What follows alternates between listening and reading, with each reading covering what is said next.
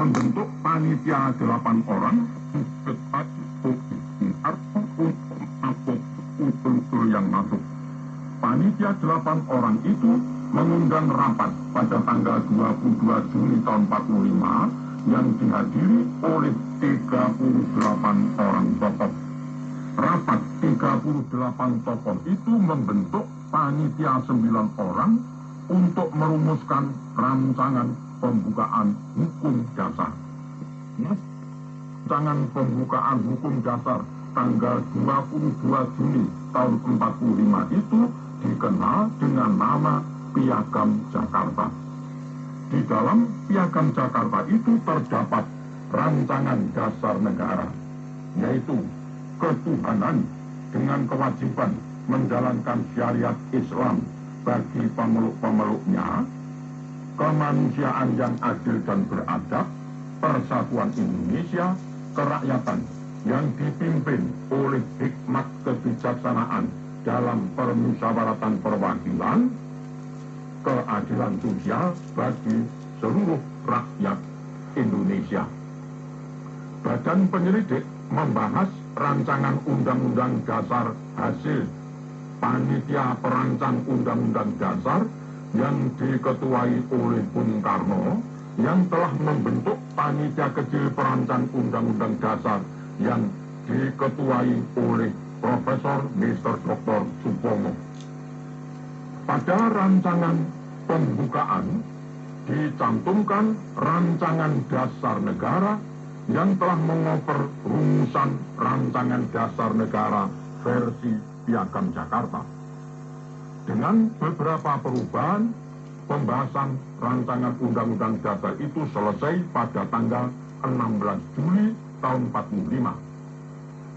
Satu hari setelah proklamasi kemerdekaan Indonesia pada tanggal 18 Agustus 45, panitia persiapan kemerdekaan Indonesia bersidang untuk menetapkan Undang-Undang Dasar Republik Indonesia.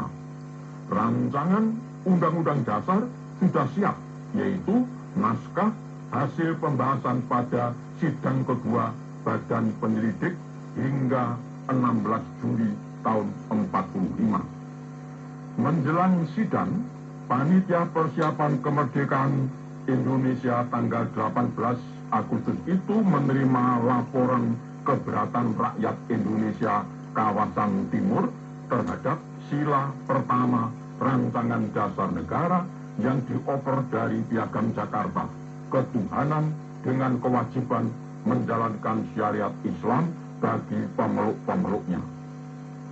Bahaya perpecahan dapat diatasi melalui kesepakatan yang menunjukkan perjanjian luhur dan keikhlasan tokoh-tokoh golongan Islam anggota panitia persiapan kemerdekaan Indonesia untuk merubah rumusan rancangan sila pertama itu menjadi ketuhanan yang Maha Esa. Rancangan rumusan sila kedua sampai kelima tetap tidak mengalami perubahan. Sidang panitia persiapan kemerdekaan Indonesia menetapkan rancangan Undang-Undang Dasar yang telah mengalami perubahan itu menjadi Undang-Undang Dasar Republik Indonesia. Dengan ditetapkannya Undang-Undang Dasar Republik Indonesia pada tanggal 18 Agustus 45 itu, selesailah proses penyusunan Undang-Undang Dasar dan sekaligus selesai pula proses perumusan dasar negara. Rumusan final yang menjadi rumusan resmi dasar negara yang tercantum pada alinea keempat pembukaan Undang-Undang Dasar Republik Indonesia itu kini disebut Undang-Undang Dasar 45, dikenal dengan sebutan Dasar Negara Pancasila atau Pancasila Dasar Negara. Demikianlah garis besar fakta-fakta yang relevan dalam proses perumusan dasar negara yang dimulai sejak Ketua Badan Penyelidik Usaha Persiapan Kemerdekaan Dr. Rajiman Widyodiningrat melemparkan permasalahan pokok pada tanggal 29 Mei tahun 45 hingga Panitia Persiapan Kemerdekaan Indonesia menetapkan Undang-Undang Dasar Republik Indonesia pada tanggal 18 Agustus 45. Saudara penanya, setelah mengantarkan latar belakang sejarah permasalahannya, sekarang tibalah kita kembali pada pertanyaan Anda, kapan tanggal lahirnya Pancasila? Jawaban atas pertanyaan itu merupakan penafsiran yang tidak mungkin bersifat kategoris matematik karena istilah lahir di sini mempunyai arti kiasan, bukan arti harfiah seperti lahirnya seorang bayi. Dulu, sebelum meletusnya pengkhianatan G30 SPKI, tanggal 1 Juni diperingati secara nasional sebagai hari lahirnya Pancasila. Setelah meletusnya pengkhianatan G30 SPKI yang hendak mengganti Pancasila, dasar negara, dengan komunisme, marxisme, leninisme, bangsa Indonesia bertekad menata kembali kehidupan bermasyarakat, berbangsa, dan bernegara atas dasar pelaksanaan Pancasila dan Undang-Undang Dasar 45 secara murni dan konsekuen. Inilah pengertian Orde Baru. Hal-hal yang menyimpang atau bertentangan dengan Pancasila dan Undang-Undang Dasar 45 harus dikoreksi. Termasuk hal yang menyimpang dari Pancasila adalah ajaran Nasakom yang dimanfaatkan oleh PKI untuk menuntut nasakumisasi secara fisik dalam upayanya membentuk kekuasaan hingga akhirnya PKI melaksanakan pengkhianatan G30 SPKI. Pemurnian pelaksanaan Pancasila termasuk juga pemurnian ajarannya dan pemurnian rumusannya. Orde Baru menetapkan membubarkan PKI beserta ormas-ormas yang seasas, bernaung di bawahnya dan menyatakannya sebagai organisasi terlarang. Ini berarti bahwa ajaran Nasakom ditolak dengan tegas. Orde Baru menegaskan bahwa rumusan resmi Pancasila dasar negara adalah rumusan dasar negara yang tercantum pada alinea keempat pembukaan Undang-Undang Dasar 45. Tanggal lahirnya Pancasila juga mengalami peninjauan kembali. Rumusan dasar negara Pancasila yang tercantum dalam pembukaan Undang-Undang Dasar 45 berbeda dengan rumusan 5 prinsip dalam pidato 1 Juni 45. Jadi, kapan tanggal lahirnya Pancasila?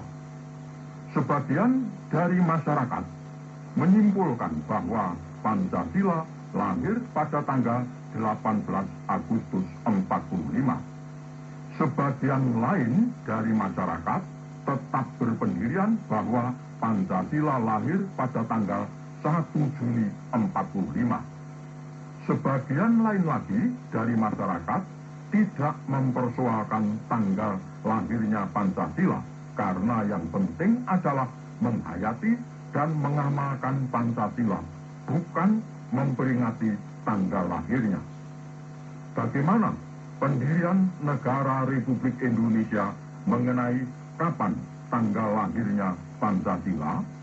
Negara Republik Indonesia tidak menetapkan tanggal lahirnya Pancasila.